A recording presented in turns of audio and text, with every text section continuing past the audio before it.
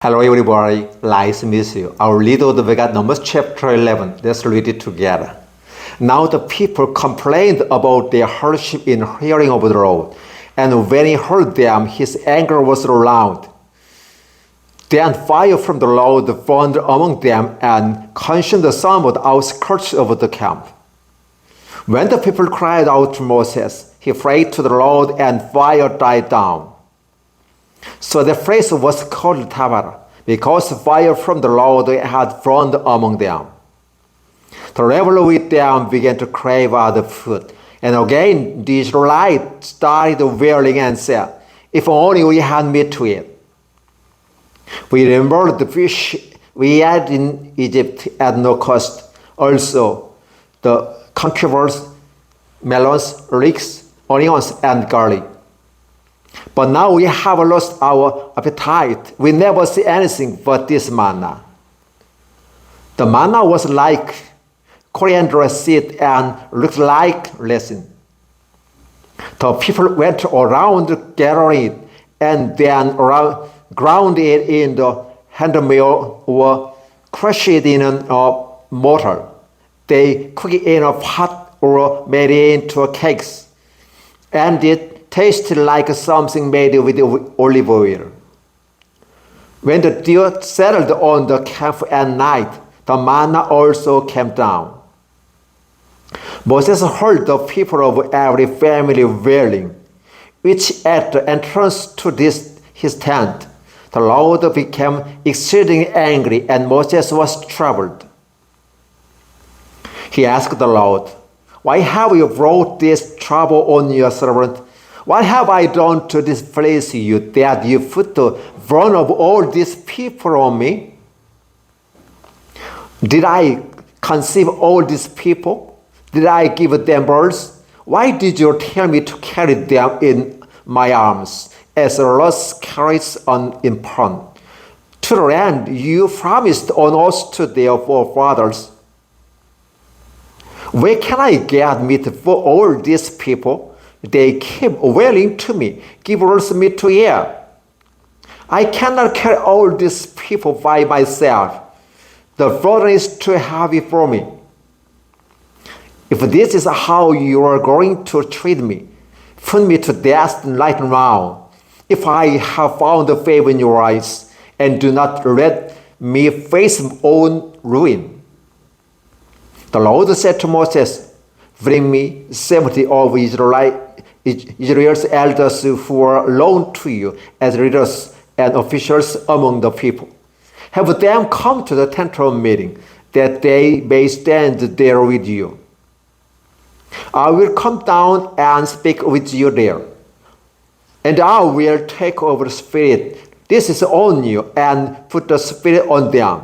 They will help you carry the burden of the people, so that you will not have to carry it alone. Tell the people, consecrate yourselves in preparation for tomorrow. When you will eat meat, the Lord heard you when you wailed. If only we had meat to eat, we were better off in Egypt. Now the Lord will give meat, and you will eat it. We will not eat it for just 1 day or 2 days or 5, 10, or 20 days. But for whole months, until it comes out of your nostril and you loathe it, because you have rejected the Lord who is among you, and have wailed before me, saying, 'Why did we ever leave Egypt?'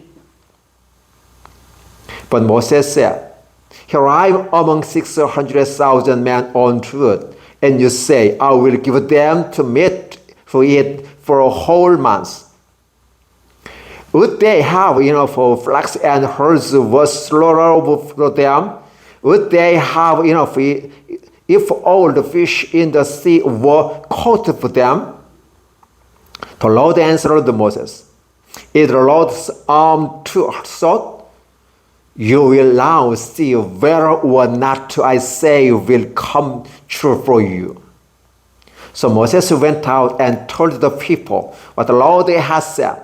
He brought together 70 of their elders and had them stand around the tent. Then the Lord came down in the cloud and spoke with him. And he took over the spirit that was on him and put the spirit on the 70 elders. When the spirit rested on them, they prophesied, but they did not do so again.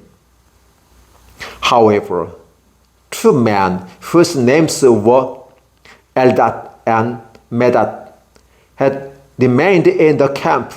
They were listed among the elders, but did not go out to the tent. Yet the Spirit also rested on them. They prophesied in the camp. A young man ran and told Jesus, and Medad prophesied in the camp. Joshua's son of Nun, he had been Moses' aide since you spoke of and said, Moses, my Lord, stop them. But Moses replied, are you jealous for my sake? I wish that all the Lord's people were prophets, and that the Lord would put his spirit on them. Then Moses and the elders of Israel returned to the camp. Now a wind went out from the Lord and drove a coal in from the sea. It brought them down all around the camp to about 3 feet above the ground, as far as a day's walk in any direction. All that day and all the next day, the people went out and gathered the quail. No one gathered less than 10 hammers. Then they spread them out all around the camp. But while the meat was still between their teeth and before it could be consumed, the anger of the Lord burned against the people and struck them with the severe plague. Therefore, the place was named Kibroth Hattaavah, because there they buried the people food they craved other food. From Kibroth Hattaavah, the people traveled to Hazeroth and stayed there. Romans chapter 11, verses 1 through 35. Thank you.